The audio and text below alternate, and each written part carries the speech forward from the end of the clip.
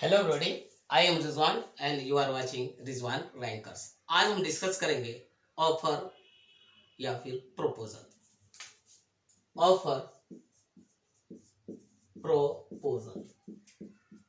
आप अपना study material paper 2 के पेज 1.1 पर जाकर देख सकते हैं। ये टॉपिक दिया हुआ है और मेरा कोशिश रहता है कि हम स्टडी मटेरियल का हर एक पॉइंट को एक्सप्लेन करें। आपके सामने मैंने बोर्ड पे 2 वर्ड्स लिखे हैं, 2 टर्म्स हैं, एक ऑफर एक प्रपोजल। आपको कंफ्यूजन हो रहा होगा, कंफ्यूज होने की कोई जरूरत नहीं है। ये दोनों वर्ड इंटरचेंजेबल वर्ड्स है। इनफैक्ट इंग्लिश कॉमन कोर्ट जजेस इन दोनों वर्ड्स को इंटरचेंजेबली यूज करते हैं। ये दोनों वर्ड्स एक ही चीज को डिनोट करते हैं। वो कौन सा चीज है? जो सेक्शन 2 क्लॉज ए में डिफाइंड है। तो आइए देखते हैं सेक्शन 2 क्लॉज ए क्या कहता है।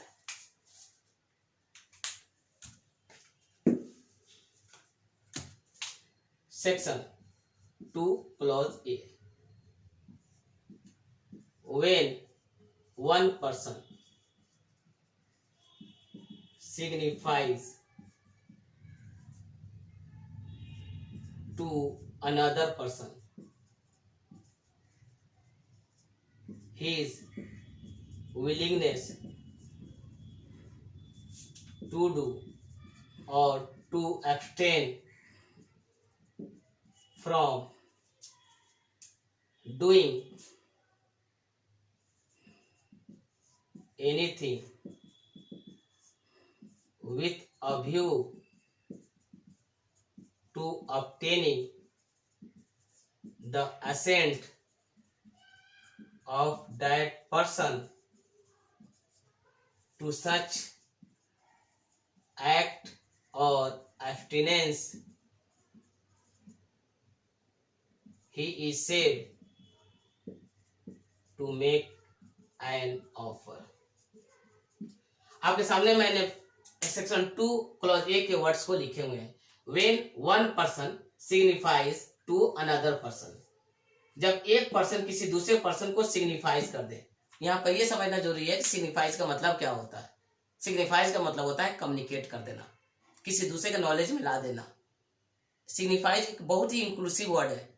इसमें आप किसी तरह दूसरे को कम्युनिकेट कर दें यूजिंग वर्ड्स और अदरवाइज, यानी वर्ड्स का यूज कर कर, कंडक्ट का यूज कर कर, सिचुएशन का यूज कर कर, सर्कमस्टांसेस का यूज कर कर, किसी तरह, यानी this word is very inclusive. किसी तरह किसी साइन का यूज कर कर जब एक पर्सन किसी दूसरे पर्सन को सिग्निफाइज कर दे, बतला दे, क्या बतला दे? His willingness to do or to abstain from doing anything, यानी वो किसी काम को करना चाहता है या किसी काम को नहीं करना चाहता है। With a view to obtaining the assent of that person, यानी इसका व्यू है इस पर्सन का असेंट ले लें टू सच एक्ट और एब्स्टिनेंस, उस काम को करने या नहीं करने का जो एक्सेप्टेंस है, ये पर्सन इसे ऑब्टेन करना चाहता है। इस हालात में कहा जाएगा इसने इसको एक ऑफर किया है। मतलब सेक्शन 2 क्लॉज ए बहुत ही क्लियर है ऑफर और प्रपोजल के रिगार्डिंग। यहां पर सेक्शन 2 क्लॉज ए कहता है कि जब एक पर्सन किसी दूसरे पर्सन को सिग्निफाइज कर दे willingness to do or to abstain from doing anything, यानी किसी काम को करना हो या किसी काम को नहीं करना हो। लेकिन ये बहुत इंपॉर्टेंट इसमें एक पार्ट है, with a view to obtaining the assent. अपना विलिंगनेस को जब वो दूसरे को सिग्निफाई करता है, उस समय उसका ये व्यू होना चाहिए कि उसका विलिंगनेस उस दूसरे पर्सन के द्वारा एक्सेप्ट हो जाए। हो ना हो एक अलग बात है, बट इसका इंटेंशन ही है कि सामने वाला उसके व्यू को, उसके विलिंगनेस को एक्सेप्ट कर ले। तब कहा जाएगा कि पहले ने दूसरे को एक ऑफर किया है। ये वर्ड्स हैं सेक्शन 2 क्लॉज ए, यानी जिसमें ऑफर या प्रपोजल को डिफाइन किया गया है। अब देखते हैं इस डेफिनेशन को एनालाइज करते हैं तो कुछ चीजें हमारे सामने आती हैं। आइए वो देखते क्या है।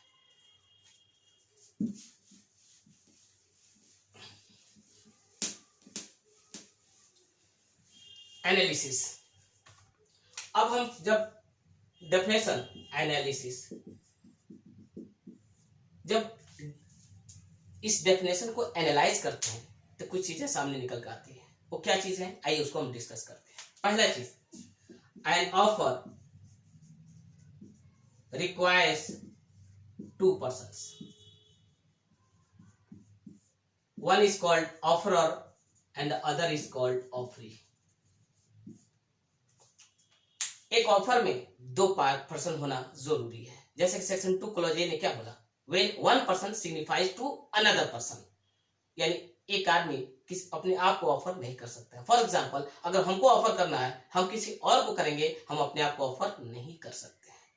तो एक पार्टी ऑफरर, एक पार्टी ऑफरी, यानी जो विलिंगनेस को एक्सप्रेस करता है, सिग्निफाई करता है, कम्युनिकेट करता है, वो ऑफरर है, जिसको करता है वो ऑफरी है। A person making an offer is the offerer. Offering, the person to whom an offer is made. Yani a person making an offer is the offerer, the person to whom an offer is made is the offeree. So an offer has two parties, one is the offerer and the other is offeree. Number 2, दूसरा क्या point हम लोग सामने आता है, there must be a willingness. There must be a willingness. एक willingness का होना जरूरी है। ये willingness किसी काम को करने के लिए to do या फिर not to do, करना हो या फिर नहीं करना हो, not to do, यानी ये पॉजिटिव एक्ट या फिर निगेटिव एक्ट। निगेटिव एक्ट को हम लोग एब्स्टिनेंस भी बोलते हैं, मतलब an offer involves a positive act or a negative act, also called abstinence. यानी किसी काम को करने के लिए भी ऑफर हो सकता है और किसी काम को नहीं करने के लिए भी ऑफर हो सकता है। फॉर एग्जाम्पल, अगर मोहन सोहन को कहता है कि क्या तुम मेरा कार 10,000 में लोगे, तो दिस इज समथिंग डूइंग, यानी कि ये दिस इन्वॉल्व डूइंग समथिंग। लेकिन दूसरी तरफ अगर सोहन मोहन के कार को डैमेज कर चुका है और मोहन सोहन से कहता है कि I will not prosecute you if you give me ₹10,000, मतलब हम तुम्हारे खिलाफ प्रोसिक्यूशन नहीं करेंगे, अब मेरे को 10,000 रुपया दे दो। तो यहाँ पर डूइंग है कि नॉट डूइंग है, नॉट डूइंग है, ये भी एक ऑफर है। तो ये नहीं सोचना है कि ऑफर में सिर्फ पॉजिटिव एक्ट ही होते हैं, ऑफर में दोनों एक्ट हो सकते हैं, पॉजिटिव भी और निगेटिव एक्ट। निगेटिव एक्ट को एब्स्टिनेंस कहा जाता है। And third, the willingness must be made with a view to obtaining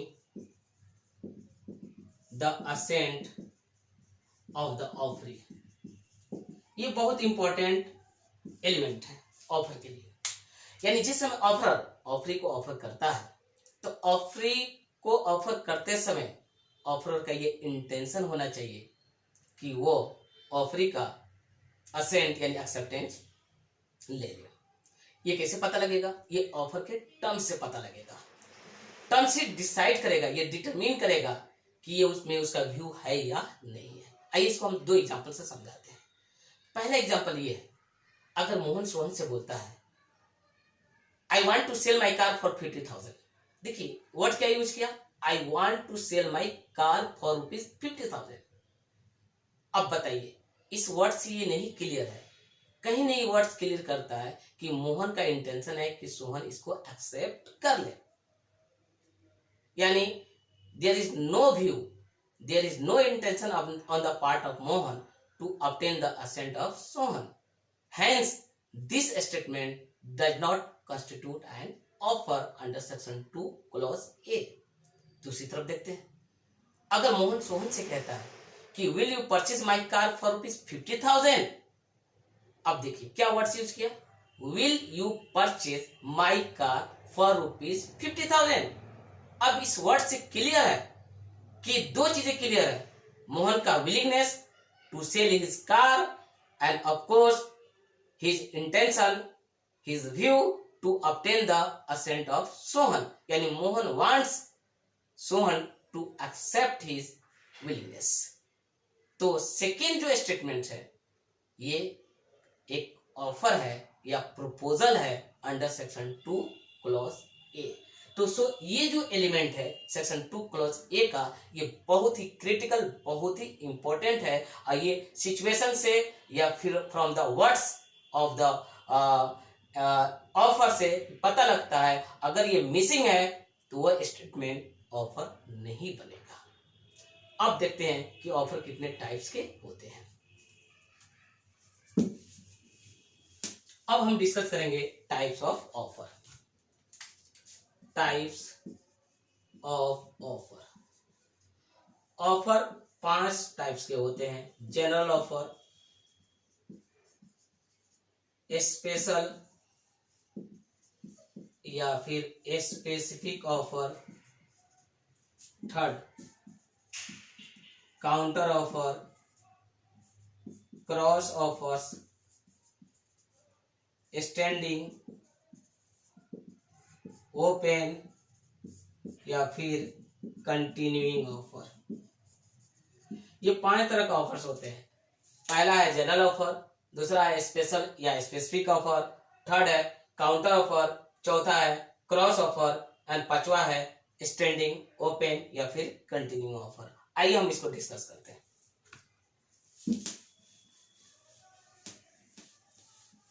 पहला है जनरल ऑफर, पहले उसको हम लोग डिस्कस करते हैं। General offer,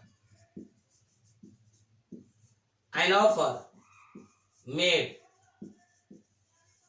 to the world at large is called a general offer।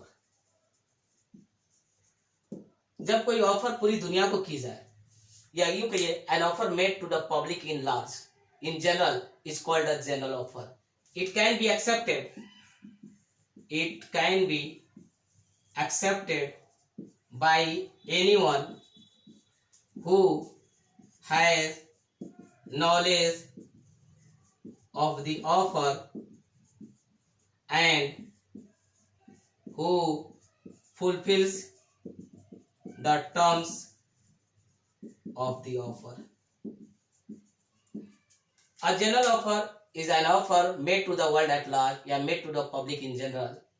It can be accepted by anyone who has knowledge of the offer and who fulfills the terms of the offer। कोई भी person जिसको इस offer की जानकारी है और जो इस ऑफर का टर्म्स को फुलफिल कर देता है, उसके द्वारा ये ऑफर एक्सेप्ट हो जाएगा। आइए इसको एक एग्जांपल से समझते हैं। एक एग्जांपल लेते हैं और इसको एक्सप्लेन करने के लिए। For example, Mohan offers a cash reward of rupees 1 lakh for his lost dog। This is a general offer। Mohan offers a cash reward of rupees 1 lakh for his lost dog। This is a general offer and this can be accepted by anyone who has knowledge of this offer and who finds and brings the lost dog। यानी जो भी बंदा, कोई भी बंदा, दुनिया के किसी भी कोना में रहने वाला बंदा जिसको इस ऑफर की जानकारी है और वो इस कुत्ते को पाता है और लाकर मोहन को लौटा देता है, वो इस रिवार्ड के लिए इंटाइटल है, क्योंकि एक जनरल ऑफर है। इस ऑफर को कोई भी एक्सेप्ट कर सकता है। इस ऑफर से रिलेटेड एक लीडिंग केस है, वो है Carlill versus carbonic smoke ball company. आइए उस केस को हम समझाते हैं। Carlill versus carbonic smoke ball company, इस केस के क्या फैक्ट्स हैं वो समझते हैं। Carlill versus carbonic smoke ball company एक ब्रिटिश कंपनी थी, उसका नाम था कार्बोनिक स्मोक बॉल कंपनी। वो स्मोक बॉल बनाती थी और उसका दावा होता था कि जो भी उसके द्वारा बनाए गए स्मोक बॉल्स को यूज करेगा प्रिंटेड इंस्ट्रक्शन के अनुसार, उसको कभी भी इन्फ्लुएंजा या कोल्ड नहीं होगा। नवंबर 1891 में, ये केस 1891 की है। नवंबर 1891 में इस कंपनी ने एक पेपर, लंदन के पेपर में एडवर्टाइजमेंट निकाला।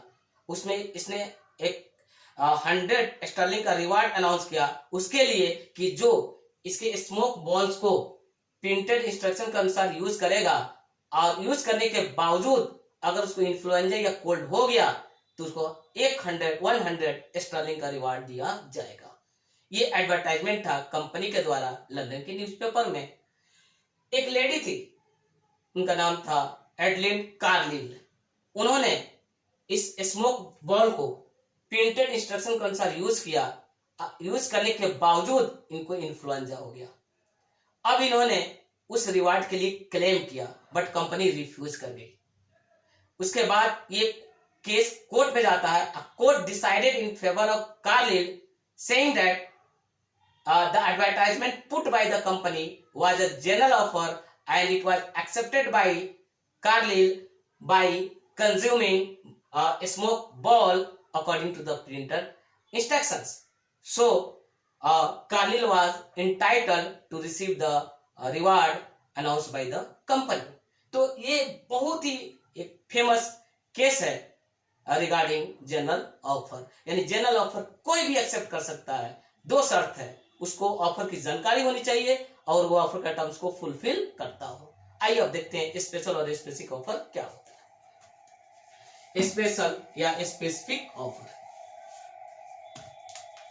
स्पेशल, इसका दूसरा नाम है specific offer. An offer made to a definite person or a definite group of persons is called a special offer। देखिए मैंने लिखा है कि an offer made to a definite person or a definite group of persons, या तो किसी definite person को किया गया हो या किसी डेफिनेट ग्रुप ऑफ पर्सन को किया गया हो, दोनों भी हालत में यह ऑफर स्पेशल या स्पेसिफिक ऑफर कहलाएगा। आइए इसको एक्सप्लेन करने से पहले इसका नेक्स्ट पॉइंट है कि it can be accepted not by everyone, it can be accepted only by that definite person या a member of that definite group of persons. यानी जब कोई ऑफर किसी डेफिनेट पर्सन को किया जाए या किसी डेफिनेट ग्रुप को किया जाए तो दोनों हालत में ये ऑफर स्पेशल या स्पेसिफिक ऑफर कहलाएगा। And of course it can be accepted, it can B accepted by that particular person or a member of that particular group। मतलब इस ऑफर को वही पर्टिकुलर पर्सन एक्सेप्ट कर सकता है या वो पर्टिकुलर ग्रुप का कोई एक मेंबर एक्सेप्ट कर सकता है। यानी इन लोगों को छोड़कर कोई दूसरा बंदा इस ऑफर को एक्सेप्ट नहीं कर सकता है। आइए इसको हम एग्जांपल से समझते हैं। ए ऑफर्स, एग्जांपल एक लेते हैं। For example, A offers to sell his bike to B for ₹1 lakh. A offer करता है बी को कि वह उसका बाइक 1 लाख रुपए में ले ले। This is a special offer made by A to B, क्योंकि this offer has been made to a definite person and the person is B. This offer can be accepted by B only and nobody else. This is a special offer, a special offer and can be accepted by B only। दूसरा example देखते हैं। A teacher announces a cash reward of ₹10,000 to anyone from his class who obtains the highest marks।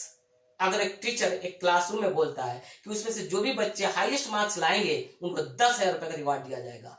ये offer किसी definite person को नहीं किया गया है, बल्कि एक definite group of person called a class. एक क्लास में क्या होता है, ग्रुप ऑफ पर्सन होते हैं, ग्रुप ऑफ स्टूडेंट्स हैं, वो पूरा ग्रुप को ये ऑफर किया गया है। By definition it is also a special offer and this offer can be accepted by any student obtaining the highest marks from belonging to that class। यानी उसी क्लास के स्टूडेंट हाईएस्ट मार्क्स जिसको मिलेगा वही इस रिवार्ड के लिए entitled होंगे। किसी दूसरे क्लास के स्टूडेंट को अगर हाईएस्ट मार्क्स मिल गया तो वो रिवार्ड के लिए इंटाइटल्ड नहीं होगा, क्योंकि ये स्पेशल ऑफर है। स्पेशल ऑफर उस पर्टिकुलर पर्सन के द्वारा एक्सेप्ट होता है या उस पर्टिकुलर ग्रुप के मेंबर के द्वारा एक्सेप्ट होता है जिसको ये ऑफर किया गया है।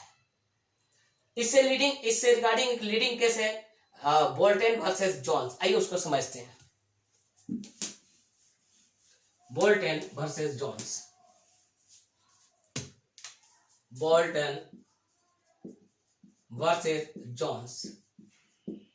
यहां पर दो पार्टी है, एक बोल्टन एक जॉन्स है। Jones had made a written order for delivery of goods to a shop owner by his name. Jones ने एक रिटन ऑर्डर ऑफ डिलीवरी किसी दुकानदार को उसके नाम से भेजा था। The shop owner had already sold his business to Bolton. उससे कुछ दिन पहले ही उस दुकानदार ने अपने बिजनेस को बोल्टन से बेच दिया था। Bolton without informing John that he had taken over the business delivered the goods to Jones. Bolton ने गुड्स का डिलीवरी जॉन्स को कर दिया बिना बताए हुए कि बिजनेस को टेक ओवर कर चुका है। Jones in the belief that the goods had been delivered by the shop owner to whom the order was made accepted the delivery and used the goods. Later on, when John received the invoice, he refused to pay the price. यानी John बोला हम पैसा नहीं देंगे, क्योंकि John का कहना था कि he did not intend to do business with anybody else other than the shop owner. और जब यह मामला कोर्ट में गया, the court decided in favour of Jones saying that the offer made by Jones was special in nature and this offer could have been accepted by the shop owner and nobody else, hence there was no contract between Bolton and Jones. तो so आपने देखा कि special offer को वही accept कर सकते हैं जिनको ये ऑफर किया जाता है। इस केस में यानी जॉन्स का जो ऑफर था वो शॉप ओनर के लिए था, हालांकि शॉप ओनर ने अपना बिजनेस जो बोल्टन को बेच दिया था, जबकि गुड्स को डिलीवरी बोल्टन ने किया था। लेकिन यह ऑफर सिर्फ वो दुकानदार एक्सेप्ट कर सकता था, किसी और बंदा के द्वारा एक्सेप्ट नहीं हुआ। जैसे कि यहाँ पर बोल्टन ने एक्सेप्ट किया लेकिन इसका एक्सेप्टेंस वाइड हो गया। Third, counter offer. Counter offer. Counter offer क्या होता है? ये बहुत ही इंटरेस्टिंग कंसेप्ट है और एक इंपॉर्टेंट कंसेप्ट है। Account when the terms of an offer are modified by the offeree, a counter offer results. एक काउंटर ऑफर की उत्पत्ति होती है जब ऑफर के टर्म्स का मॉडिफिकेशन किसके द्वारा होता है? ऑफरी के द्वारा। यानी ऑफरी जब ऑफर के टर्म्स को मॉडिफाई कर देता है, चेंजेस कर देता है, उस समय एक काउंटर ऑफर की उत्पत्ति होती है। इनफैक्ट काउंटर ऑफर को कंडीशनल एक्सेप्टेंस भी कहा जाता है। अ काउंटर ऑफर कैंसिल्स और rejects the original offer. Counter offer original offer को कैंसिल या रिजेक्ट कर देता है। A counter offer is a valid offer. Counter offer is a valid offer, यानी काउंटर ऑफर एक वैलिड ऑफर होता है। जब वो एक्सेप्ट हो जाता है तो एक वैलिड कॉन्ट्रैक्ट बन जाता है। When the terms of an offer are modified by the offeree, जब ऑफरी ऑफर के टर्म्स को मॉडिफाई कर दे, उसमें चेंजेस कर दे, वेरिएशन ला दे, अ काउंटर ऑफर रिजल्ट, एक काउंटर ऑफर की उत्पत्ति हो जाती है। अ काउंटर ऑफर कैंसिल या रिजेक्ट द ओरिजिनल ऑफर। जब भी काउंटर ऑफर होता है तो ओरिजिनल ऑफर कैंसिल और रिजेक्ट हो जाता है। A counter offer is a valid offer. Counter offer एक वैलिड ऑफर होता है। आइए इसको एक एग्जांपल से हम समझते हैं। एग्जांपल आपको समझाते हैं कि काउंटर ऑफर होता क्या है। आइए देखते हैं example counter offer. For example, Mohan offers to sell his bike to Sohan for rupees 20,000. Sohan agrees to buy it for rupees 80,000. यानी मोहन सोहन को बोलता है कि तू मेरा बाइक 20,000 में ले लो। सोहन कहता है हम 18,000 में लेंगे। यहाँ पर ऑफर का टर्म्स को मॉडिफिकेशन हुआ है सोहन के द्वारा, तो सोहन ने जो बात बोला वो काउंटर ऑफर है, यानी there is a counter offer from Sohan. There is a counter offer from Sohan. Sohan की तरफ से काउंटर ऑफर हुआ है। रिजल्ट क्या है कि जो ऑफर मोहन ने किया था वो ऑफर रिजेक्ट हो गया, वो ऑफर कैंसिल हो गया। अब एक ऑफर है सोहन की तरफ से, वो एक वैलिड ऑफर है जिसका नाम है काउंटर ऑफर, और इस ऑफर को मोहन एक्सेप्ट कर लेता है तो एक वैलिड कॉन्ट्रैक्ट दोनों के बीच में बन जाएगा। लेकिन जहां तक मोहन की ऑफर की बात है वो ऑफर ऑलरेडी रिजेक्ट और कैंसिल हो चुका है। तो आपने देखा कि जब ऑफर के टर्म्स को क्या करे, मॉडिफाई कर दे, उसमें कुछ वेरिएशन ला दे, कुछ चेंजेस ला दे, तो नतीजा क्या होता है, एक काउंटर ऑफर की उत्पत्ति हो जाती है। जब भी काउंटर ऑफर होता है तो ओरिजिनल ऑफर कैंसिल और रिजेक्ट हो जाता है, हालांकि काउंटर ऑफर रिमेन्स अ valid offer. Third, cross offers. हम लोग अब डिस्कस करेंगे किसको, क्रॉस ऑफर को। Cross offers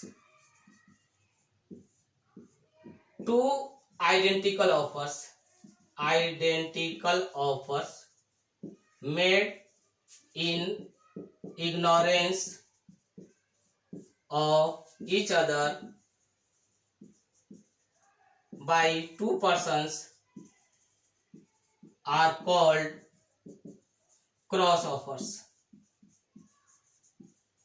two identical offers का मतलब क्या हुआ, ऐसे ऑफर्स जिनका टर्म्स सेम होता है। दो identical offers made in ignorance का मतलब है एक दूसरे को जानकारी नहीं है। बाय टू पर्सन्स यानी दो लोग एक ही तरह का ऑफर एक दूसरे के अनजाने में कर दें तो उस तरह के ऑफर को क्रॉस ऑफर कहा जाता है। आइडेंटिकल का मतलब है कि दोनों ऑफर का टर्म्स एग्जैक्टली सेम है, लेकिन दोनों ऑफर एक ही समय दो पर्सन्स के द्वारा किया गया है, लेकिन दोनों पर्सन्स को एक दूसरे की ऑफर की जानकारी नहीं है। Cross offers don't affect each other, एक दूसरे को प्रभावित नहीं करते हैं, यानी क्रॉस ऑफर्स डोंट अफेक्ट या यूं कहिए कैंसिल ईच अदर, एक दूसरे को प्रभावित और कैंसिल नहीं करते हैं। Unless one of them is accepted there is no contract, जब तक उसमें से एक ऑफर एक्सेप्ट नहीं होता है कॉन्ट्रैक्ट नहीं बनता है। यानी क्रॉस ऑफर डोंट अफेक्ट या cancel each other, cross offer एक दूसरे को प्रभावित या कैंसिल नहीं करते हैं। Unless one of them is accepted there is no contract, जब तक इसमें से कोई एक एक्सेप्ट नहीं हो जाता है कॉन्ट्रैक्ट नहीं बनता है। आइए एक एग्जांपल से देखते हैं। मोहन जो कि पटना का रहने वाला है, इसका एक फ्रेंड दिल्ली में रहता है, उसको एक लेटर लिखता है और लेटर में लिखता है कि वो अपना बाइक 10,000 में उसको बेचना चाहता है। आइए देखते हैं इसको एक एग्जांपल लिखकर। फॉर एग्जांपल से हम इसको सपोर्ट करते हैं। For example, Mohan in Patna writes to Sohan in Delhi offering to sell his car for ₹1 lakh. Sohan also writes to Mohan offering to purchase Mohan's car for ₹1 lakh. देखिए यहाँ दो पार्टीज है। Mohan in Patna write to Sohan in Delhi offering to sell his car for ₹1 lakh. Mohan लिखता है एक letter Sohan को और उस लेटर में क्या कहता है कि वो अपने कार को 1 लाख में बेचने को तैयार है। सोहन भी एट द सेम टाइम एक लेटर लिखता है मोहन को कि उसके कार को 1 लाख में खरीदने को तैयार है। ये दोनों आइडेंटिकल ऑफर है और ना मोहन को सोहन की ऑफर की जानकारी है ना सोहन को मोहन की ऑफर की जानकारी है। दोनों एक दूसरे के इग्नोरेंस में ये ऑफर कर चुके हैं। ये दोनों क्रॉस ऑफर्स हैं और दोनों ऑफर वैलिड है, लेकिन अभी इन लोगों के बीच में कोई कॉन्ट्रैक्ट नहीं है। या तो मोहन का ऑफर सोहन के द्वारा एक्सेप्ट हो जाए या सोहन का ऑफर मोहन के द्वारा एक्सेप्ट हो जाए, तब जाके दोनों के बीच में कॉन्ट्रैक्ट बनेगा। अब बात है स्टैंडिंग ओपन या फिर कंटिन्यूइंग ऑफर का। स्टैंडिंग, ओपन या कंटिन्यूइंग, स्टैंडिंग, ओपन या फिर कंटिन्यूइंग ऑफर, ये तीनों एक ही ऑफर का नाम है। आप जानते हैं नॉर्मली क्या होता है, एक ऑफर एक बार एक्सेप्ट होता है, उसका अस्तित्व खत्म हो जाता है। लेकिन एक ऐसा सिचुएशन इमेजिन कीजिए जहां पर ऑफर एक बार हो और वो ऑफर एक पर्टिकुलर पीरियड के दौरान बार बार एक्सेप्ट होता हो, उस तरह के ऑफर को स्टैंडिंग, ओपन या कंटिन्यूइंग ऑफर कहा जाता है। An offer that is open to acceptance over a specific period of time is called an open offer। देखिए, an offer that is open to acceptance over a specific period of time is called an open offer। एक खास period है, उस period के दौरान वो offer open है, कई बार एक्सेप्ट हो सकता है। such an offer can be accepted again and again during that period। उस पीरियड के दौरान ये ऑफर बार बार एक्सेप्ट हो सकते हैं। ये ऑफर जनरली टेंडर के रूप में होते हैं। इन ऑफर की जरूरत तब पड़ती है when large quantity of a particular commodity are required over a particular period of time। For example, अगर ए प्रॉमिस करता है बी को कि वो every week 500 bags of cement supply करेगा फॉर 2 months, यानी ए ने बी को क्या ऑफर किया कि वो ऑफर किया कि उसको एवरी वीक 500 बैग्स 2 मंथ तक सप्लाई करेगा। The period is 2 months। तो this offer is a standing, open या कंटिन्यूइंग ऑफर। ये ऑफर एक बार है लेकिन ये बार बार एक्सेप्ट होगा, यानी कब कब एक्सेप्ट होगा, जब जब हर वीक इसका डिलीवरी होगा। तो इस तरह के ऑफर को स्टैंडिंग, ओपन या फिर क्या बोलते हैं, कंटिन्यूइंग ऑफर बोलते हैं। आई होप ये वीडियो आपको समझ में आई होगी और हम आपसे फाइनली ये रिक्वेस्ट करते हैं कि प्लीज आप मेरे वीडियो का चैनल को सब्सक्राइब करें, लाइक करें और शेयर करें। Thank you.